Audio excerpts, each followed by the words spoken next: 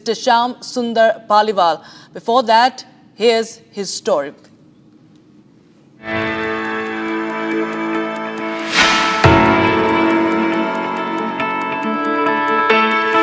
Shyam Sundar Paliwal is a social activist who in 2006 started the initiative of planting 111 Kadam trees.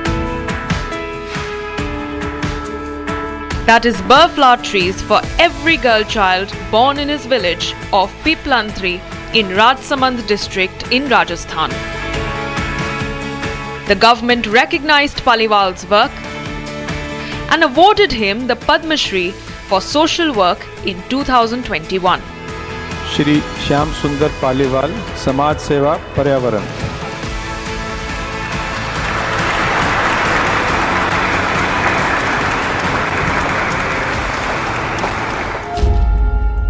The turning point in his life came after he tragically lost his daughter in 2006 due to dehydration. He decided to keep her memory alive by planting the Kadam trees since it symbolizes sublime love and to repopulate his environment to raise the water level. He started the Kiran Nidhi Yojana scheme to this effect. The results of Mr. Paliwal's initiative are evident. By 2019, the gender ratio of the village increased and more than 350,000 trees have been planted. The success of his efforts speak for themselves, and he clearly reminds us that Independence Day, nationalism, and the love we have for our country, India, goes beyond the borders and national level, and down to the grassroots level too. His work and his determination makes us all proud to be Indian.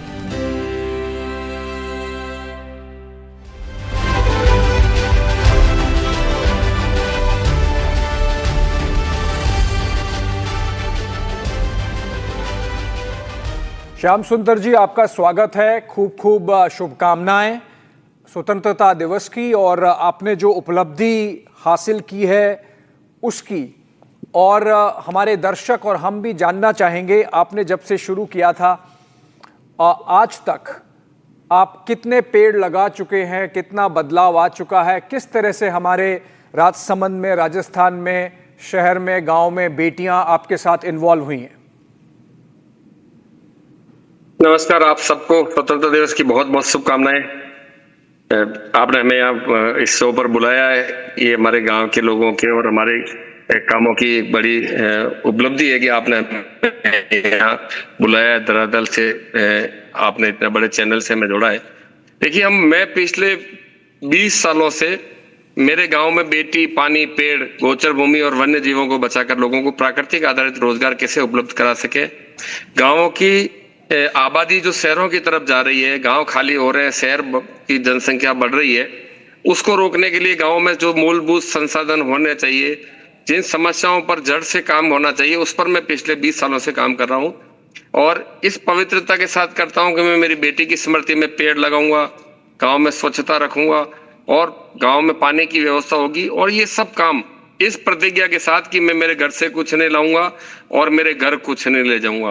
गांव के लोगों को भी इस भावना से जोड़ा है कि काम ऐसा करके दिखाएंगे कि सरकारें खुद आपको आकर पूछेंगी ये काम कैसे हुआ। खुद ही को कर बुलंद इतना कि खुदा खुद तुझसे पूछे तेरी रजा क्या है। मेरा गांव मेरा सबसे बड़ा तीर्थ स्थान है और उस तीर्थ स्थान को विकसित करने के लिए सरकारें योजनाएं बनाती है। उन योजनाओं को मैं धरातल पर लागू करने का काम करता हूं और उसका असर ये दिखा है कि उस एरिया में विश्व का सबसे बड़ा खनन क्षेत्र है सफेद मार्बल का, जिसका नाम Guinness book of world record में दर्ज हुआ है। हमने किसी बिना विवाद किए, बिना किसी का विरोध किए, बिना किसी की शिकायतें किए, हमने यहाँ पर जो पानी 900 फीट नीचे था, आज वो जमीनी स्तर पर बहता है। 10 फीट, 5 फीट, 15 फीट पर पानी मिलता है।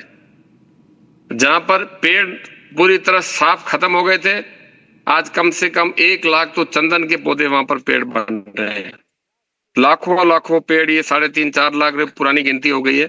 आज तो पग पग पर वहां पेड़ मिलते हैं और उन पेड़ों से लोगों को रोजगार मिल रहा है। आम से रोजगार मिल रहा है, आम, आंवला, एलोवेरा, जामुन, और वहां इस तरह के काम हो रहे हैं कि लोगों को उससे रोजगार मिल रहा है। आंवला से आधारित उद्योग, एलोवेरा से आधारित उद्योग, प्राकृतिक खेती, और जहां पर पीने का पानी नहीं था, आज टाइम का हजारों लीटर दूध डेयरी पर किसान और पशुपालक वहां पर बेच रहे हैं।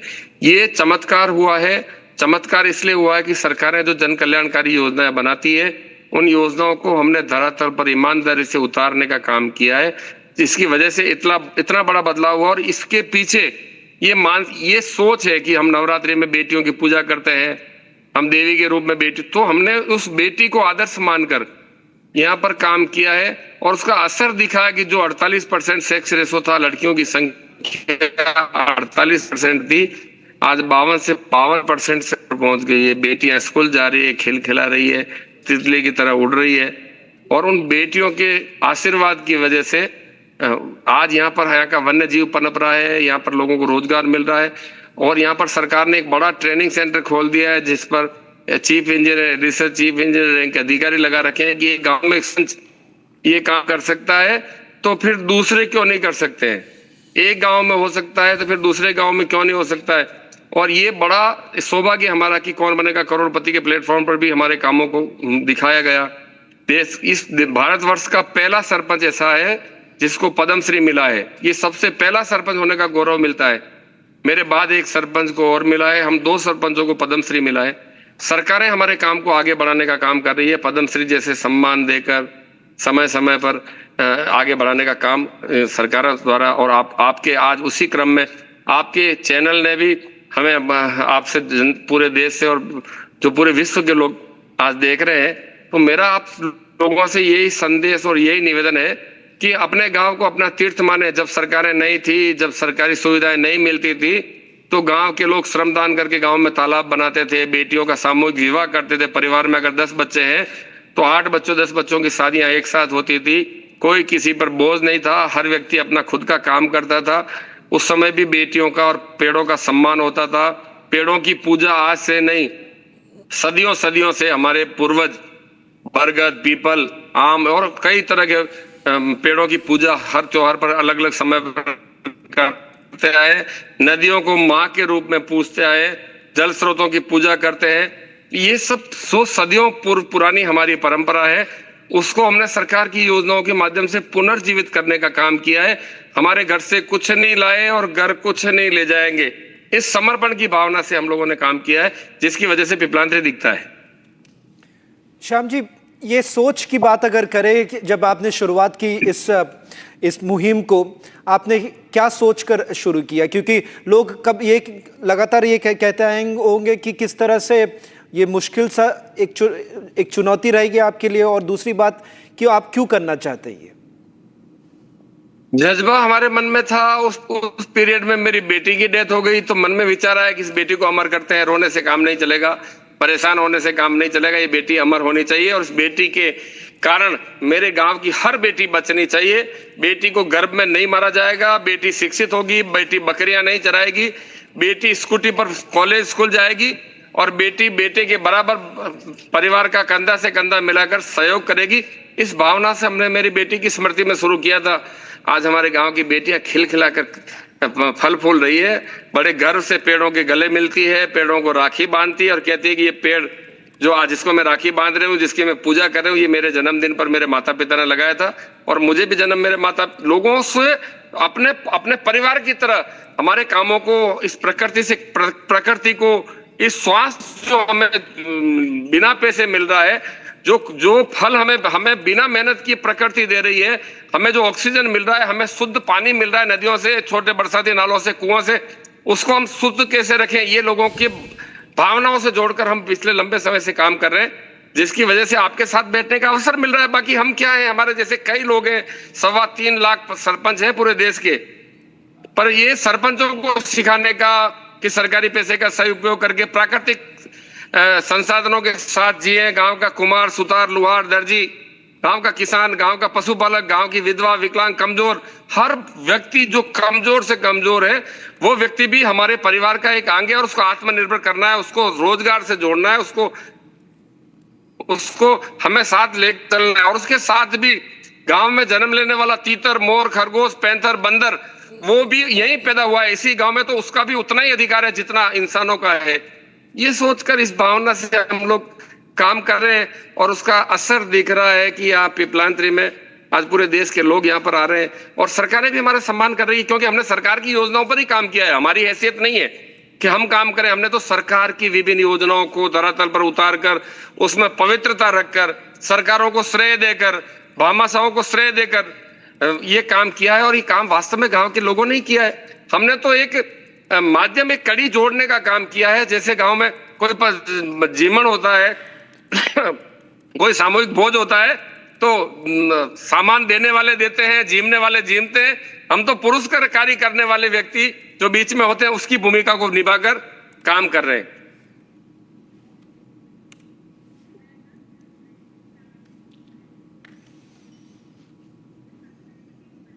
जी जी पालीवाल जी, आपको भी जो आपको एक 4th हाईएस्ट सिविलियन ऑनर मिला है, सोशल वर्क कैटेगरी में मिला है, यहाँ पर आपने जो अपनी हमारी जो बेटियां हैं अपने क्षेत्र में उनको आत्मनिर्भर बनाने, क्योंकि आत्मनिर्भरता की बात हर क्षेत्र में आज हो रही है, उनके लिए भी आपने उनकी सशक्तिकरण के लिए, उनको सेल्फ रिलायंट बनने के लिए भी काफ़ी काम किए हैं, काफ़ी एफर्ट्स डाले हैं। उस पर अगर आप थोड़ा प्रकाश डाल पाएँ तो।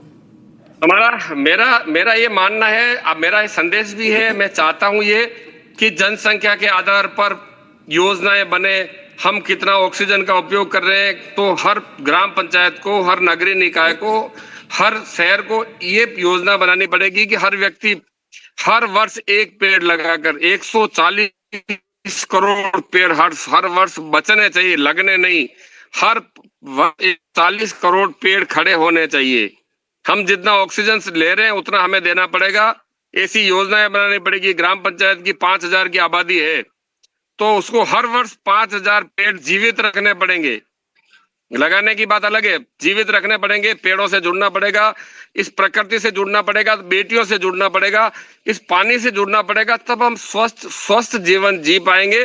बाकी आने वाले समय हमारे लिए ये केमिकल से जो फसलें तैयार हो रही है, केमिकल से अनाज तैयार हो रहा है, केमिकल से सब्जियां आ रही है, केमिकल वाला दूध आ रहा है, ये हवाओं में केमिकल घुल गया है।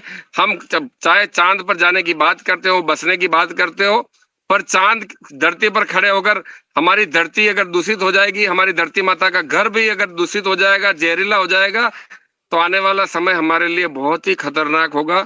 मेरा ऐसा मानना है हम बेटियों के साथ, इस प्रकृति के साथ ईमानदारी से इनके साथ न्याय करेंगे तो आने वाली पीढ़ी हमारी सुरक्षित रहेगी। ऐसा मैं सोचता हूँ। ऐसे हम लोग इस पर काम कर रहे हैं। आज बहुत सारी ग्राम पंचायतें, बहुत सारे लोग इस पर काम कर रहे हैं। देश के प्रधानमंत्री जी देखो कितने समर्पण भावना से काम कर रहे हैं।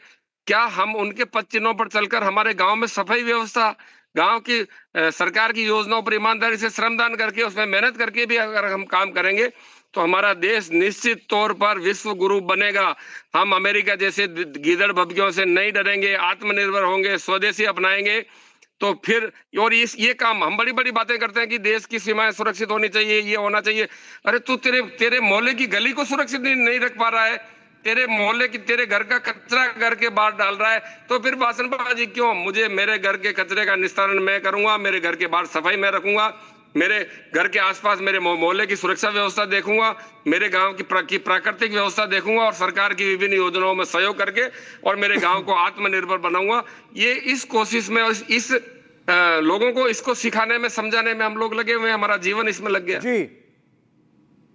जी पालीवाल साहब, आपने जो संकल्प लिया और जो उसका क्रियान्वयन आपने किया धरती पर, उसका जो फल मिला है बेटियों के एम्पावरमेंट में, उसका जो फल मिला है हमारे पर्यावरण की रक्षा में, और एक समाज व्यवस्था, आप समझें कि आप देश के जिस हिस्से में हैं, बेटियों को इस तरह से ताकत देना, सत्ता देना एक बहुत बड़ा काम है, जिसके लिए देश की सरकार ने एक्नॉलेज किया है आपको। और हम समझते हैं कि आज जब आपके द्वारा ये सारी बातें हमारे दर्शकों को बताई गई, ख़ास तौर से उसमें जो युवा हैं, उनको बहुत ही इसमें से इंस्पिरेशन मिलेगा और विचार मिलेगा कि वो भी देश सेवा में कुछ अपने हिसाब से जो कर सकते हैं करें। बहुत बहुत धन्यवाद आपका हमारे साथ जुड़ने के लिए श्याम सुंदर जी। और we move on now to our next guest. Another inspiring story. Remember, friends, you watched early in the morning Prime Minister Modi, when he was hoisting the flag, there was Flying Officer Rashika Sharma there with him, and she helped the Prime Minister hoist the flag. We have seen our Nari Shakti, women of India, empowered enough